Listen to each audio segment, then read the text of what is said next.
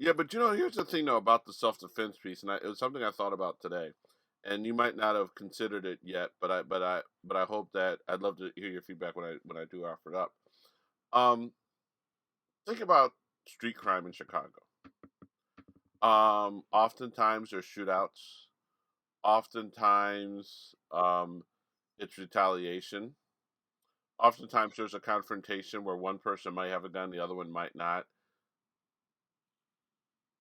If Kyle Rittenhouse is innocent, if he's acquitted, I wonder how many people, especially those who championed um, Rittenhouse, would buy those same defenses when you're dealing with young black and brown men who are killing other young black and brown men, but who are in situations where it could be considered self-defense.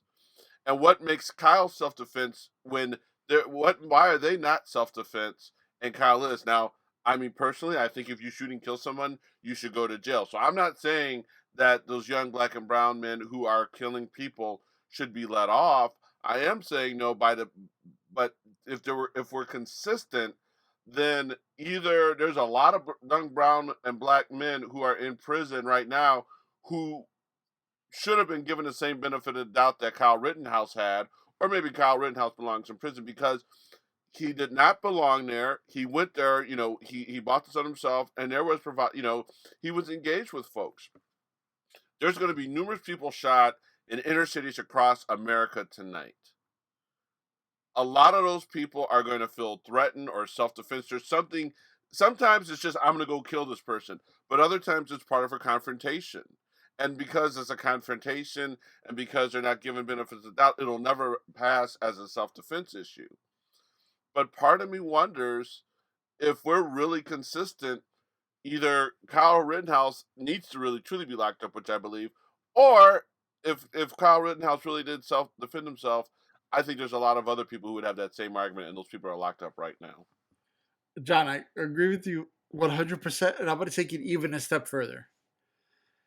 There's a lot of women who are victims of domestic violence who responded with their own self defense, who killed their partner probably, who are in jail right now, who would like a word. There's a lot of women who, in self defense, overcame somebody who usually is more powerful than they are, killed them in their self defense. They were in the fear of their life in a much more intimate environment where it's usually one on one in the house, no witnesses, stuff like that. They're in jail right now, and their defense was probably self defense, right, on trial. They're in. So I'll take what you exactly said on steroids and say that case as well. I'll also say something.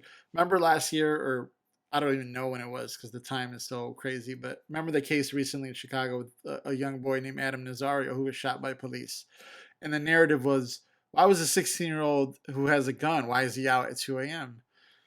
Same question for Kyle Rittenhouse. Why is a 17-year-old across state lines, who his mom dropped him off, has a gun, and why is he out there at 3 o'clock in the morning? So and then Trayvon, right? Trayvon clearly was acting in self-defense against George Zimmerman, someone who was stalking him, who was preying upon him like someone who he could take advantage of, and Trayvon was acting in self-defense, and he died for it. And so, and here's George Zimmerman got off using the self-defense, the kind of stand your ground law in Florida, right? So all of this is shaped by one thing, and that's clearly race here, in my opinion. The only difference here is Kyle Rittenhouse was white, and he had public support from pretty notable people, including the former president, and that helped him clearly.